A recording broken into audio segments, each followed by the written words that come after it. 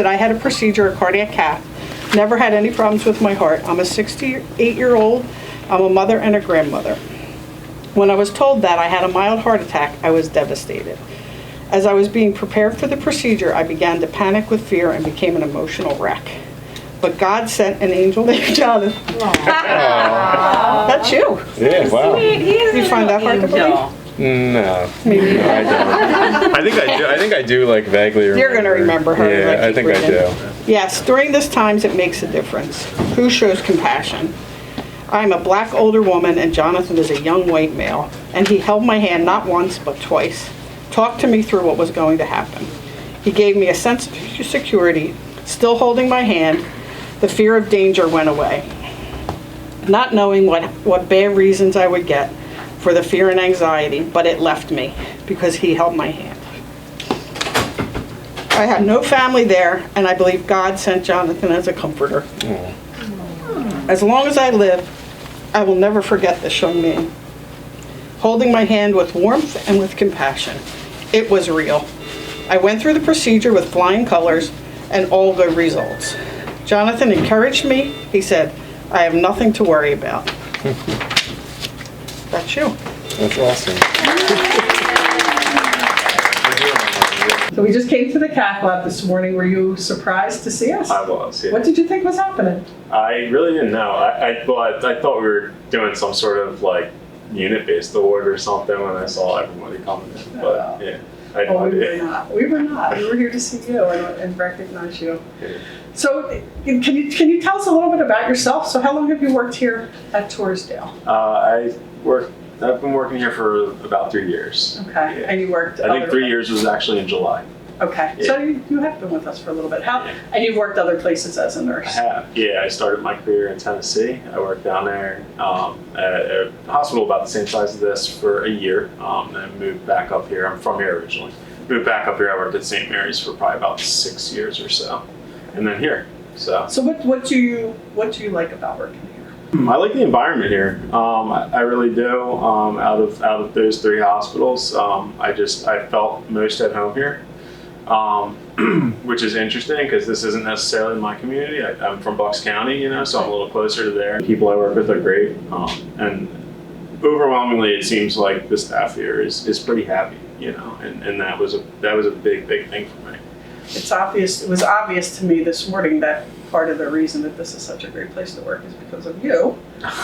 Seriously, and I think your coworkers would say that. I think that they were not as surprised to see us coming to recognize you as you were. I think. So, do you remember the woman that I do. wrote your nomination? She clearly took a lot of time to write that. Once you read her letter, I remembered exactly who she was. Yeah. Can you tell us a little bit about that day and how you were caring for her? From what I remember, I think I actually was out in recovery room that day. Normally we're back in the cath labs working and doing the cases back there, but we rotate to the recovery room like once or twice a week.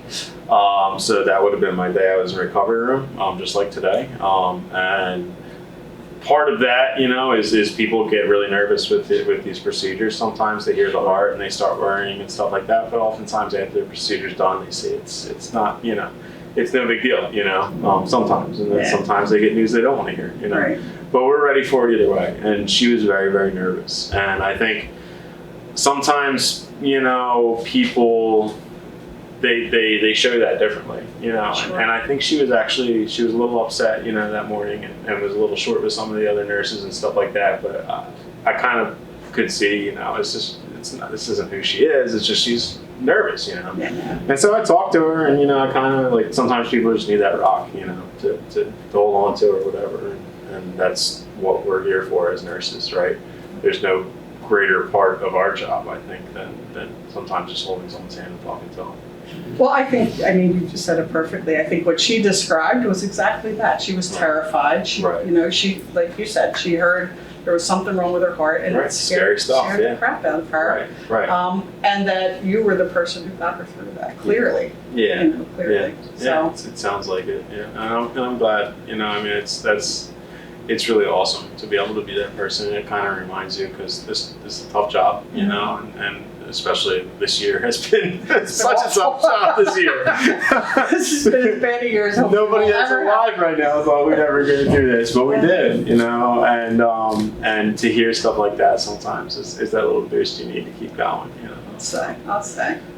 If you could get, so you clearly are outstanding. I mean, you are heads and shoulders above, and you know, are making such a difference. And I'm sure this is every day. You know, obviously this woman took time to sit down and write about you, but I'm sure you do this every day.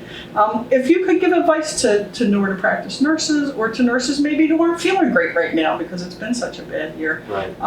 From your perspective, what would you tell them to help them feel good about their work, or give them advice of how to really have such a meaningful nursing career like you have so far? Right. I mean, it's easy to lose sight of those things sometimes, but you got to always remember why you got into this in the first place. I mean, none of us got into this for the money. I don't know. I've never met a nurse that's overpaid. You know, I'll say that until the day I die. I've never met a nurse that's overpaid. We get into this because we care about people, and sometimes it's easy to lose sight of that because we take care of such sick people sometimes, and we go through difficult things, you know, and we always have to keep in mind sometimes we're the only person there for them. And so I always just try to put myself in other people's shoes, you know, and what would I want someone to do for me? What would I want someone to do for my mom, you know, my sisters, my wife, you know, whoever, you know. I always just try to treat other people the way that I would want to be treated. And, you know, regardless of what we go through, you know, we still need to remember that that's our primary goal, is to try to make people, bring comfort to people, you know. So. Well, you clearly do that every day. So you're Thank extraordinary. You are. I mean, if we could clone you, we would. I don't know. That might get you in some trouble. Sorry, I'm all right with that. All right. Well, thank you. I mean, really, on behalf of all of us, I know I speak for Kate. I speak for your coworkers out there. You know, thank you for all you do every day.